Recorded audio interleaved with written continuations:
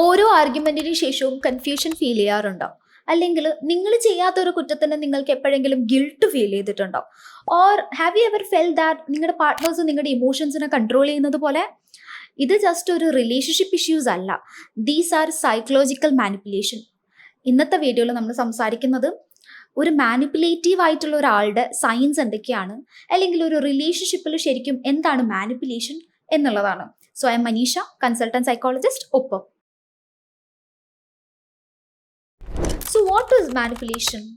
Actually manipulation എന്ന് വെച്ച് കഴിഞ്ഞാൽ someone may be intentionally or unintentionally നമ്മളെ ആക്ഷൻസോ നമ്മുടെ തോട്ട്സോ ഈവൻ നമ്മുടെ ഇമോഷൻസിനെയോ കൺട്രോൾ ചെയ്യുന്നതായിട്ട് അല്ലെങ്കിൽ ഇൻഫ്ലുവൻസ് ചെയ്യുന്നതായിട്ട് നമുക്ക് ഫീൽ ചെയ്യും. അത് അവരുടെ ബെനിഫിറ്റ്സിന് വേണ്ടിയിട്ടുമായിരിക്കും ചെയ്യുന്നുണ്ടാവുക. So this is actually manipulation. ചിലപ്പം ഇത് ലൗഡ് ആവണമെന്ന് നിർബന്ധമൊന്നുമില്ല. This can be calm, this can be sweet, this can be like ഭയങ്കര ഇമോഷണലി ഇൻ്റലിജൻ്റ് ആയിട്ടും ആൾക്കാർക്ക് മാനിപ്പുലേറ്റ് ചെയ്യാൻ പറ്റും. നേരത്തെ പറഞ്ഞതുപോലെ തന്നെ മാനിപ്പുലേറ്റ് ചെയ്യുന്നതിനും കുറച്ചധികം റീസൺസ് ഉണ്ട്. അതായത് എന്തുകൊണ്ടായിരിക്കാം ആൾക്കാർ മാനിപ്പുലേറ്റ് ചെയ്യുന്നുണ്ടാവാം? ചൈൽഡ്ഹുഡിൽ ഭയങ്കരമായിട്ട് സഫർ ചെയ്തിട്ടുള്ള കുട്ടികളാണെങ്കിൽ, അല്ലെങ്കിൽ അൺപ്രഡിക്റ്റബിൾ ആയിട്ടുള്ള ഒരുപാട് സഫറിങ്സിൽ കൂടെ പോയിട്ടുള്ള ആൾക്കാർ വലുതായി കഴിയുന്ന സമയത്ത് അവർക്ക് കൺട്രോളബിൾ ആയിട്ട് ഫീൽ ചെയ്യാൻ വേണ്ടി അവർ മാനിപ്പുലേഷൻ യൂസ് ചെയ്യാറുണ്ട്.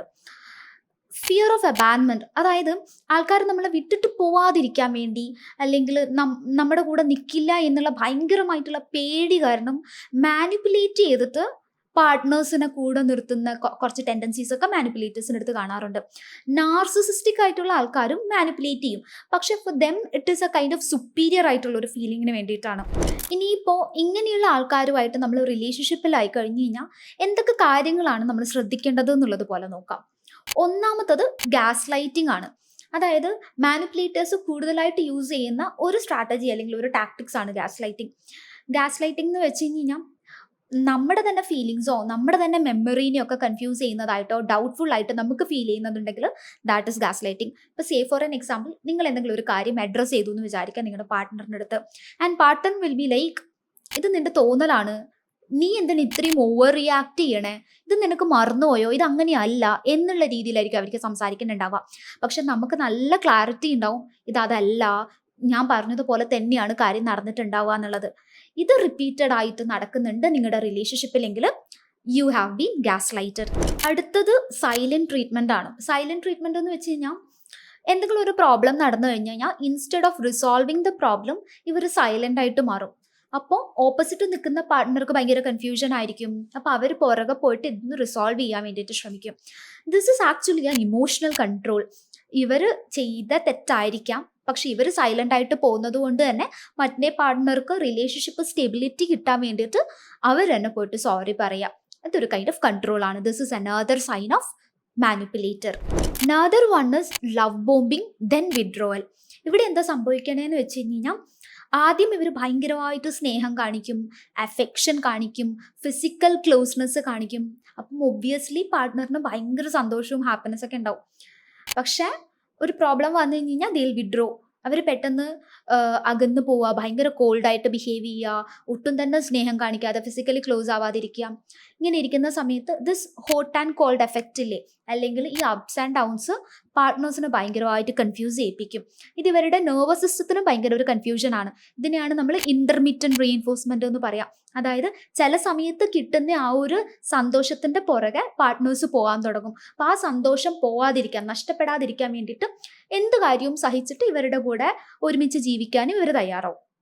ഇതിനെയാണ് നമ്മൾ ലവ് ബോംബിംഗ് ദെൻ വിഡ്രോവൽ എന്ന് പറയുക. This is another characteristics of a manipulator. Playing the victim card. അതായത് എന്ത് കാര്യം നടന്നു കഴിഞ്ഞാലും no matter what they are the hurt one. അവർക്ക് വിഷമം വന്നു, അവരും മിണ്ടാതിരുന്നു, നമ്മൾ പോയിട്ട് സോറി പറയണം എന്നുള്ളത് പോലെ. അതിപ്പം അവരായിരിക്കും തെറ്റ് ചെയ്തിട്ടുണ്ടാവുക, പക്ഷെ പറയുന്നതും പെരുമാറുന്ന രീതിയും വെച്ചിട്ട് അവർക്ക് വിഷമമായി, അതുകൊണ്ട് നമ്മൾ പോയിട്ട് സോറി പറയുന്നത് പോലെ ആയിരിക്കും ഉണ്ടാവുക. This is playing the victim. This will be also like a sign of a manipulator. Guilt tripping. അവരുടെ എന്തെങ്കിലും ഒരു നീഡിന് വേണ്ടിയിട്ട് ഗിൽട്ട് യൂസ് ചെയ്തിട്ട് നമ്മളെ കൊണ്ട് ആ ഒരു കാര്യം ചെയ്യിപ്പിക്കാം. ഇപ്പോൾ സേ ഫോർ എൻ എക്സാമ്പിൾ, എൻ്റെ അടുത്ത് ഇച്ചിരിയെങ്കിലും ഒരു സ്നേഹം ഉണ്ടായിരുന്നെങ്കിൽ നീ ഇങ്ങനെയൊക്കെ ചെയ്തു തന്നേനെ, അല്ലെങ്കിൽ നിനക്ക് ഞാൻ എന്തൊക്കെ കാര്യങ്ങൾ ചെയ്യുന്നുണ്ട് എന്നിട്ട് നീ ഇതുപോലും എനിക്ക് തിരിച്ച് ചെയ്ത് തരുന്നില്ലല്ലോ എന്നുള്ള രീതിയിലായിരിക്കും സ്റ്റേറ്റ്മെൻറ്റ്സ് പോകുന്നുണ്ടാവുക. സോ ഒബ്വിയസ്ലി നമ്മൾ കൺഫ്യൂസ്ഡ് ആവും. ഓക്കെ, ലാസ്റ്റ് നമുക്കിതൊക്കെ ചെയ്ത് കൊടുക്കാം, കുഴപ്പമില്ല എന്നുള്ളൊരു ഫീലിങ്ങിലോട്ടേക്ക് വരും. ഇൻകൺസിസ്റ്റൻ്റ് ആയിട്ടുള്ള ബിഹേവിയർ, ഒരു ദിവസം ഭയങ്കര സ്നേഹമായിരിക്കും, ഒരു ദിവസം ഭയങ്കരമായിട്ട് കെയറിങ് ആയിരിക്കും. നേരത്തെ ലവ് ബോംബിങ് പറഞ്ഞതുപോലെ, പക്ഷെ ഇത് ഓരോരോ ദിവസം ഓരോരോ രീതിയിലായിരിക്കും ബിഹേവ് ചെയ്യുക. സോ നല്ല രീതിയിൽ ബിഹേവ് ചെയ്യാൻ വേണ്ടിയിട്ട് നമ്മൾ ഈ പറഞ്ഞതുപോലെ അവരുടെ അടുത്ത് ഭയങ്കര സ്വീറ്റ് ആയിട്ട് നിൽക്കേണ്ടി വരുന്ന ഒരു അവസ്ഥ. ഇതിനാണ് ഇൻകൺസിസ്റ്റൻ്റ് ആയിട്ടുള്ള ബിഹേവിയർ എന്ന് പറയുന്നത്. വേറൊരു ഇമ്പോർട്ടൻ്റ് ആയിട്ടുള്ള ഒരു ഫാക്ടറാണ് ബ്ലെയിം ഷിഫ്റ്റിംഗ്. അതായത് എന്തെങ്കിലും ഒരു കാര്യം ചെയ്തിട്ടുണ്ടെങ്കിലും നീ കാരണമാണ് ഞാൻ അങ്ങനെ ചെയ്യേണ്ടി വന്നിട്ടുള്ളത് എന്നുള്ള രീതിയിൽ നമ്മുടെ ഇടയിലോട്ടേക്ക് ഇട്ട് തരാം. ഇപ്പം say for an example, late ആയതാവാം, അല്ലെങ്കിൽ അവർ ചീറ്റ് ചെയ്യുന്നതാവാം. അതായത് കൂടുതലായിട്ട് നമ്മൾ ക്ലയൻസിൻ്റെ അടുത്ത് കണ്ടുവരുന്ന കാര്യമാണ് മൾട്ടിപ്പിൾ റിലേഷൻഷിപ്പിലോട്ടേക്ക് പോയതിൻ്റെ reason is because of the wife എന്നുള്ള രീതിയിൽ ഹസ്ബൻഡ് പറയുന്നത്. So this is actually A blame shift. ഇനി ഇമോഷണൽ ബ്ലാക്ക്മെയിലിംഗ് കൂടെ നടത്താറുണ്ട് മാനിപ്പുലേറ്റേഴ്സ്. അതെങ്ങനെയാണ്? അതായത് ഒന്ന് പറഞ്ഞ് രണ്ടാമത്തതിന് വഴക്കിടുന്ന സമയത്ത് ദെൽ ബി ലൈക്ക്, എനിക്ക് മടുത്തു, ഇനി എനിക്ക് വയ്യ, ഞാൻ ഡിവോഴ്സ് ചെയ്യാൻ പോവാണ്. അല്ലെങ്കിൽ ത്രെറ്റൻസ് ലൈക്ക് സൂയിസൈഡ്, എനിക്ക് മടുത്തു, ഞാൻ മരിക്കാൻ പോവാണ്, നീ എപ്പോഴും എന്നെ ഇങ്ങനെയാണ് ട്രീറ്റ് ചെയ്യുക എന്നുള്ള രീതിയിലുള്ള ബിഹേവിയറും സ്റ്റേറ്റ്മെൻറ്റ്സ് യൂസ് ചെയ്യുക. So all these things are actually signs of a manipulator. നമ്മൾ ആക്ച്വലി ഇത്രയും സൈൻസിനെ എക്സ്പ്ലെയിൻ ചെയ്തു. ഒരു നോർമൽ റിലേഷൻഷിപ്പിൽ 1, 2, 3 തവണ വരുന്ന ഒരു കാര്യത്തിനെ പറ്റിയിട്ടല്ല ഞാനിവിടെ പറയണത്. പക്ഷേ അറ്റ് ദ സെയിം ടൈം ഇതൊരു പാറ്റേൺ ആയിട്ട് റിപ്പിറ്റേറ്റീവ് ആയിട്ട് നിങ്ങളുടെ ഡെയിലി ലൈഫിൽ നടക്കുകയാണെങ്കിൽ അത് നമ്മളൊന്ന് ശ്രദ്ധിക്കേണ്ട ഒരു കാര്യം തന്നെയാണ്. അവിടെ നമ്മൾ മാനിപ്പുലേറ്റഡ് ആവുന്നുണ്ടോ എന്നുള്ള കാര്യം നമ്മൾ ശ്രദ്ധിക്കേണ്ട ഒരു കാര്യമാണെന്നുള്ള പോലെ. സോ ഇനിയിപ്പം നിങ്ങളുടെ റിലേഷൻഷിപ്പിൽ ഇതൊരു പാറ്റേൺ ആയിട്ട് വന്നിട്ടുണ്ട്. Now what to do?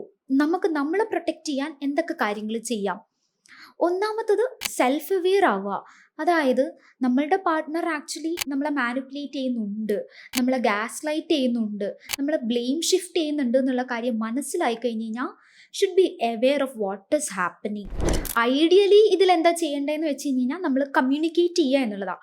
പക്ഷേ അവിടെ നമുക്ക് നോക്കാനുള്ള കുറച്ച് കാര്യങ്ങളുണ്ട്.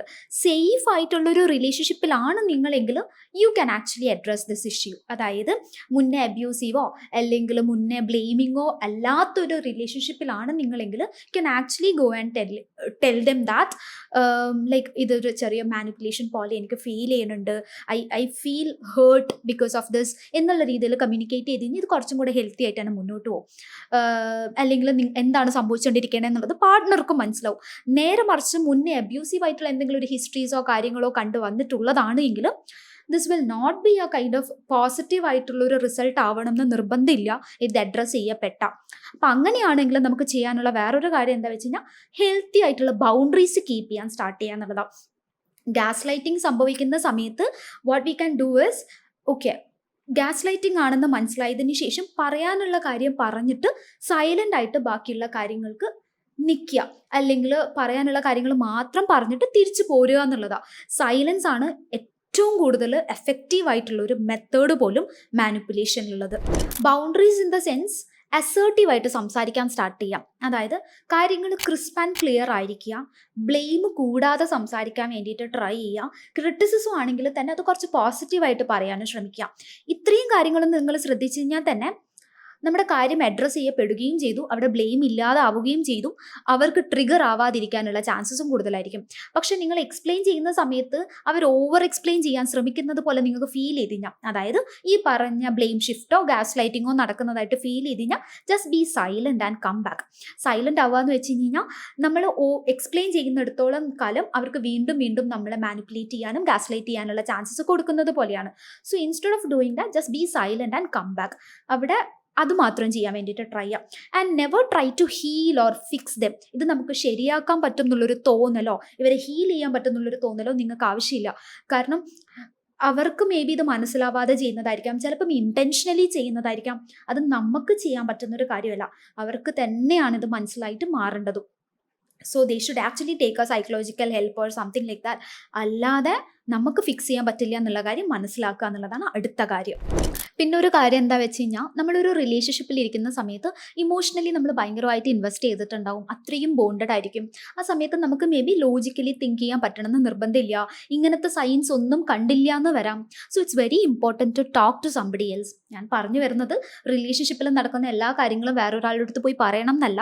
പക്ഷേ നിങ്ങൾക്ക് എന്തെങ്കിലും കൈൻഡ് ഓഫ് കൺഫ്യൂഷൻസോ ഡൗട്ട്സോ ഈ മേലെ പറഞ്ഞിരിക്കുന്ന എന്തെങ്കിലും കാര്യങ്ങളായിട്ട് സാമ്യം തോന്നുന്നുണ്ട് എങ്കിലും വേറൊരാളുടെ അടുത്ത് ഒരു പറയുമ്പം, സേ ഫോർ എൻ എക്സാമ്പിൾ ഒരു തെറപ്പിസ്റ്റോ അല്ലെങ്കിൽ നിങ്ങളുടെ ബെസ്റ്റ് ഫ്രണ്ടോ ആയിരിക്കാം, ഇങ്ങനെ ആൾക്കാരുടെ അടുത്ത് പറയുന്ന സമയത്ത് they can actually think logically, ഇതാണോ റൈറ്റ് ആയിട്ട് നടക്കണേ, ഇങ്ങനെയാണോ റിലേഷൻഷിപ്പിൽ ഉണ്ടാവണേ എന്നുള്ള രീതിയിൽ അവർക്ക് നിങ്ങളെ ഹെൽപ്പ് ചെയ്യാൻ പറ്റും. ഇനി വേറൊരു കാര്യം ശ്രദ്ധിക്കേണ്ട എന്താ വെച്ച് കഴിഞ്ഞാൽ, റെപ്പിറ്റേറ്റീവ് ആയിട്ടുള്ള അബ്യൂസോ ഫിസിക്കൽ അബ്യൂസോ ഇമോഷണൽ അബ്യൂസോ വേർബൽ അബ്യൂസോ നടക്കുവാണെങ്കിൽ യു ഷുഡ് അണ്ടർസ്റ്റാൻഡ് ദാറ്റ് ഇങ്ങനെയല്ല റിലേഷൻഷിപ്പ് വേണ്ടതെന്നും നിങ്ങൾ ലീവ് ചെയ്യാൻ റെഡിയോ ആയിരിക്കണം. Leaving a relationship is not failure, it's a self protection.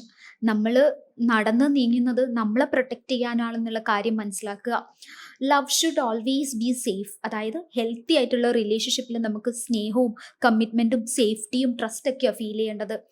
പക്ഷേ manipulation will always be heavy, painful ആയിരിക്കും, കൺഫ്യൂഷൻ ആയിരിക്കും, എപ്പോഴും ഗിൽട്ടായിരിക്കും. ഈ ഒരു ഡിഫറൻസ് മനസ്സിലാക്കിയാൽ തന്നെ നമുക്ക് നമ്മളെ പ്രൊട്ടക്റ്റ് ചെയ്യാനുള്ള കാര്യങ്ങൾ മനസ്സിലാവും. നിങ്ങളോ നിങ്ങൾക്ക് പരിചയമുള്ള ആരെങ്കിലും ഒരാൾ ഇങ്ങനെ സഫർ ചെയ്യുകയോ മാനിപ്പുലേറ്റഡ് ആവുകയോ ഫീൽ ചെയ്തിട്ടുണ്ട് എങ്കിൽ please do seek help from a therapist. There are so many mental health professional out there നിങ്ങളെ ഹെൽപ്പ് ചെയ്യാൻ വേണ്ടിയിട്ട്. ഈ വീഡിയോ നിങ്ങൾക്ക് കുറച്ചും കൂടെ റെസനേറ്റ് ചെയ്യാൻ പറ്റിയിട്ടുണ്ട് എങ്കിൽ please do let us know in the comments. ഈ വീഡിയോ ആവശ്യമുണ്ടെന്ന് തോന്നുന്ന ആൾക്കാർക്ക് വീഡിയോ ഷെയർ ചെയ്ത് കൊടുക്കുക. കൂടുതൽ മെൻ്റൽ ഹെൽത്ത് വീഡിയോസിനായി ചാനൽ സബ്സ്ക്രൈബ് ചെയ്യുക. Thank you for watching.